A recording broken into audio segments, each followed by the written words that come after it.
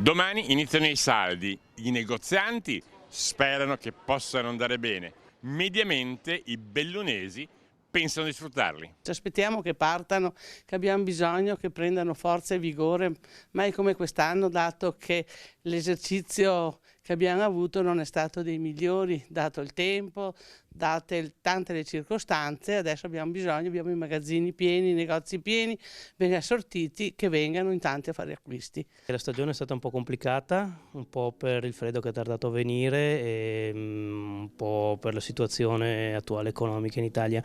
E nei saldi ci aspettiamo che la gente abbia un po' più voglia. Io sono sempre molto ottimista di natura, però non credo che quest'anno ci sarà la folla, insomma. Posso chiedere se farà uso dei saldi? Sì, sicuramente, sì, assolutamente sì. Assolutamente, grazie. Sì. Lei signora? Sì, speriamo di trovare qualche bella occasione. Si farà uso dei saldi. Lei? Sì, probabilmente sì.